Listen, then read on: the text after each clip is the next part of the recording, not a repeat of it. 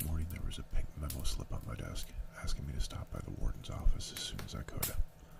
I knew what it was about. These were unwritten but very important rules to the game, and I had stopped playing by them for a while yesterday. So I put it off as long as possible, like going to the doctor about my waterworks problem, I suppose. But I have always thought this get over it with business was overrated. Anyway, I didn't hurry to Warden Moore's office. I stripped off my wool uniform coat instead, hung it over the back of my chair, and then turned on the fan in the corner. It was another hot one. Then I sat down and went over Brutus Howell's night sheet. There was nothing to be alarmed about. Delacroix had wept briefly after turning in. He did that most nights. And more for himself than the folks he had roasted alive, I'm quite sure. And then I'd taken Mr. Jingles the mouse out of the cigar box he slept in. That had calmed Del, and he slept like a baby for the rest of the night. Mr. Jingles had most likely spent it on Delacroix's stomach with his tail curled over his paws, eyes unblinking. As if God had decided Delacroix needed a guardian angel. But had decreed in his wisdom that only a mouse would do for a rat like our homicidal friend from Louisiana.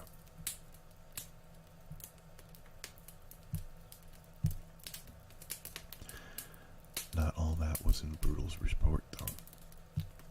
But I had done enough night watches to fill the stuff in between the lines. There was a brief note about coffee. Laid awake, mostly quiet, may have cried some. Tried to get some talk started, but after a few grunted replies from coffee, gave up. Paul or Harry might have better luck. Getting the talk started was at the center of our job, really. I didn't know it back then, but looking back at the vantage point of this strange old age, I think all old ages seem strange to the folk who must endure them. I understand that it was, and why I didn't see it then. It was too big, as central to our work and our respiration was to our lives. Hey, Chris. It wasn't important that the floaters be good at getting the talk started, but it was vital for me and Harry and Brutal and Dean. And it was one reason why Percy Wetmore was such a disaster.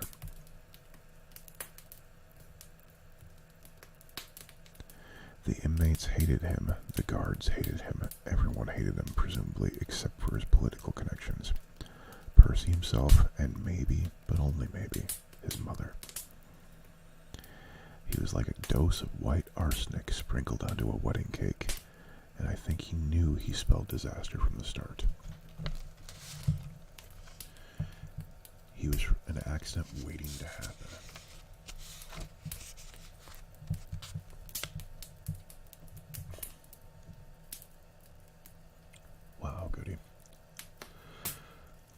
As for the rest of us, we would have scoffed at the idea that we functioned most usefully not as guards, but as the condemned, but as their psychiatrists.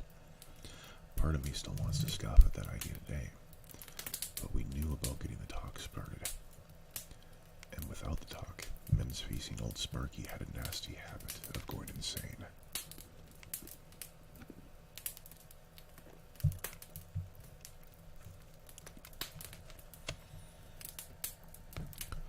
I made a note at the bottom of Brutal's report to talk to John Coffey, to try at least, then passed on to a note from Curtis Anderson, the warden's chief assistant, said that he, Anderson, expected a DOE or order for Edward Delacroix. Anderson's misspelling. The man's name was actually Edward Delacroix. Very soon. DOE said stood for date of execution, and according to the note, Curtis had been told on good authority that the little Frenchman would take the walk shortly before Halloween, October 27th with his best guess, and Curtis Anderson's guesses were very informed. But before we could expect a new resident, name of William Wharton. He's what you'd like to call a problem child, Curtis had written in his back-slanting and somehow prissy script. Crazy, wild, and proud of it. the state for the last year or so and has hit the big time at last. Killed 3 people in a holdup, 1 a pregnant woman, killed a 4th in the Gateway State Patrolman. All he missed was a nun and a blind man. I smiled a little at that. Wharton is 19 years old. Has Billy the Kid tattooed on his left forearm.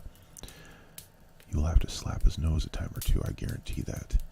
But be careful when you do it. This man just doesn't care.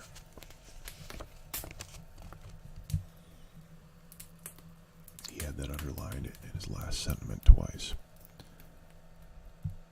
Then finished. Also, he may be a hang-arounder. He's working appeals, and there's the fact that he is a minor. A crazy kid working appeals, apt to be around for a while.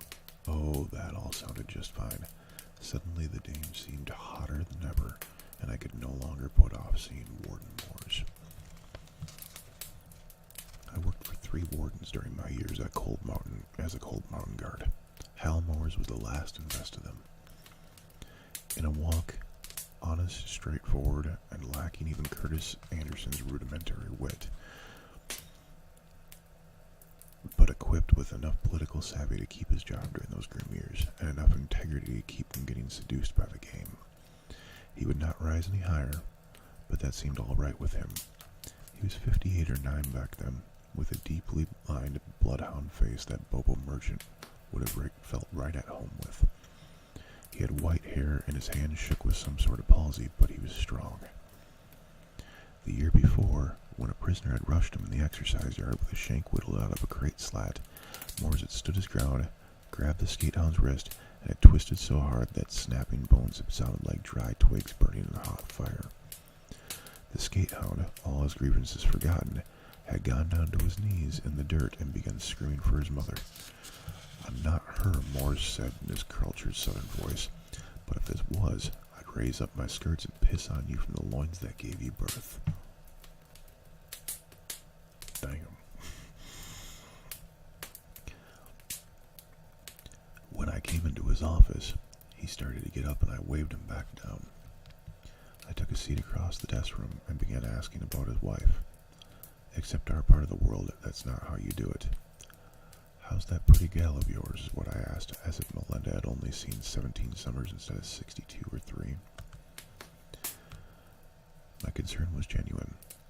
She's a woman I could have loved and married myself if the lines of our lives had coincided, but I didn't mind diverting him a little bit from his main business either.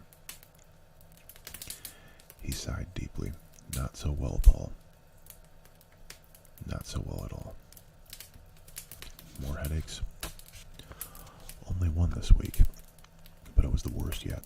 Put her flat on her back for most of the day before yesterday, and now she's developed this weakness in her right hand." He raised his own liver-spotted right hand.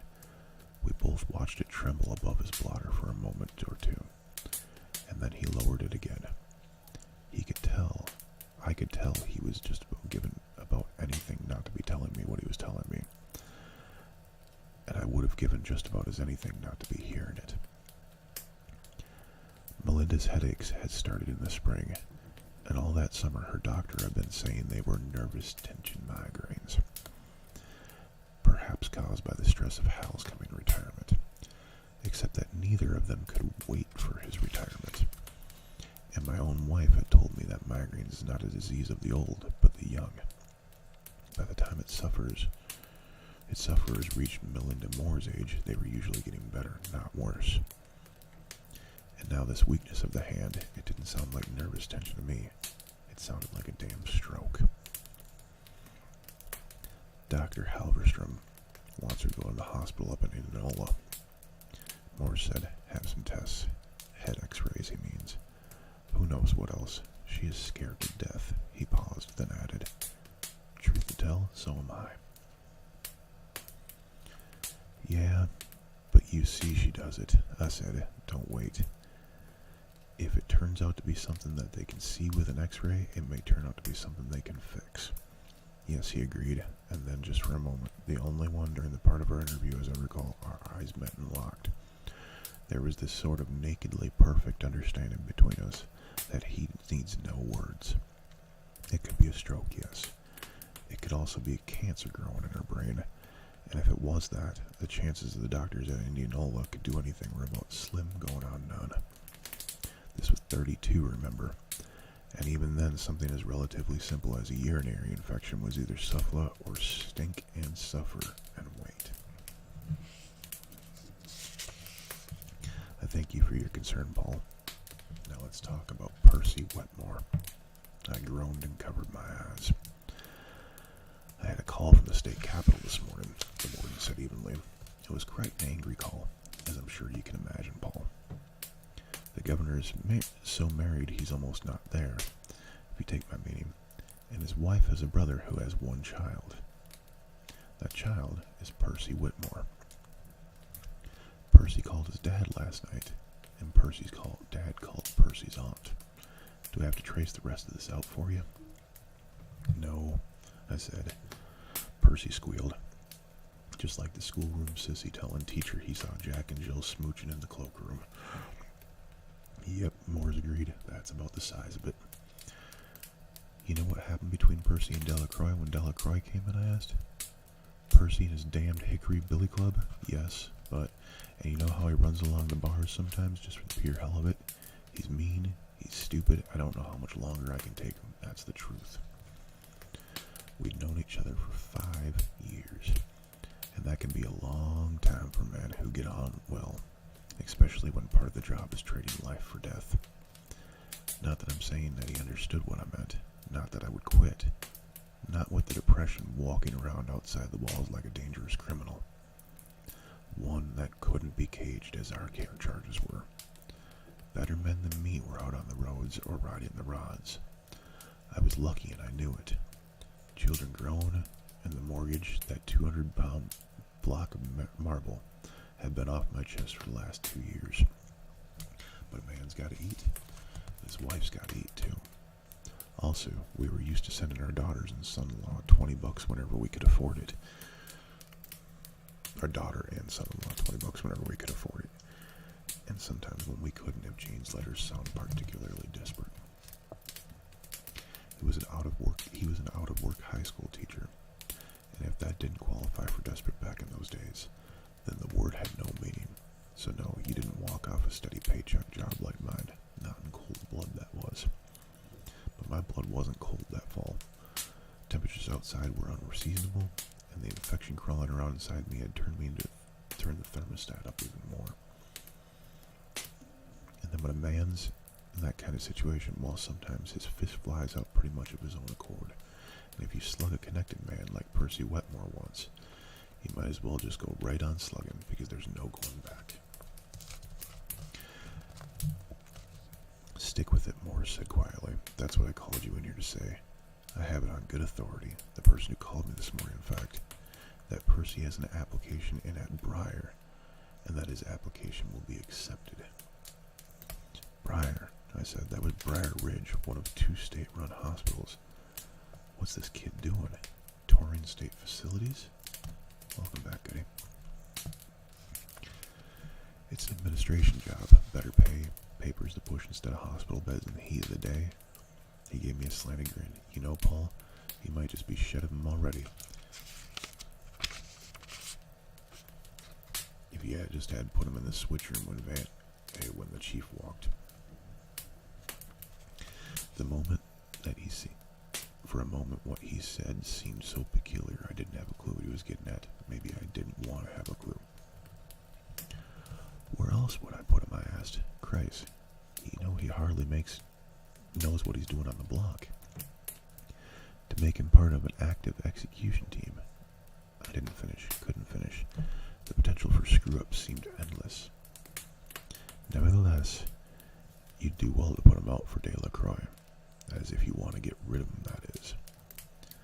I looked at him with my jaw hung. The last I'd be able to get it up where it belongs so I could talk. What are you saying? That he wants to experience one right up close where he can smell the guy's nuts cooking? Moore shrugged, his eyes so soft when he had been speaking about his wife now looked flinty. Delacroix's nuts are going to cook whether Wetmore's on the team or not, he said. Correct? Yes, but he could screw up. In fact, hell, he's almost bound to screw up. and in front of 30 or so witnesses, reporters all the way up from Louisiana. You and Brutus Howell will make sure he doesn't, Morse said, and if he does it anyways, it goes on his record, and he'll still be there long after his State House connections are gone. You understand? I did. It made me feel sick and scared, but I did. He may want to stay for coffee, but if we're lucky, he'll get all he needs from Delacroix. You just need to make sure you put him out for that one. I had planned to stick Percy in the switch room again, then down in the tunnel, riding shotgun on the gurney that would take Delacroix to the meat wagon across from the road to the prison. But I tossed all those plans over my shoulder without so much as a second look. I nodded. I had the sense to know that I wasn't going to gamble. It was a gamble I was taking, but I didn't care. If it would get rid of Percy Wetmore, I'd tweak the devil's nose. He could take part of his execution, clamp on the cap, and then look through the grill and tell Van Hay to roll on too. He could watch the little Frenchman ride the lightning that he, Percy Wetmore, had let out of the bottle. Let him have his nasty little thrill, if that's what the state-sanctioned murder was to him. Let him go on to Briar Ridge, where he would have his own office and a fan to cool it. And if his uncle by marriage was voted out of office in the next election, and he had to find out what work was like in the old tough sun-baked world where not all the bad guys were locked behind bars, and sometimes you had your own head whipped, so much the better. All right, I said, standing up. I'll put him out in front of Delacroix, and in the meantime, I'll keep the peace. Good, he said, and stood up by himself.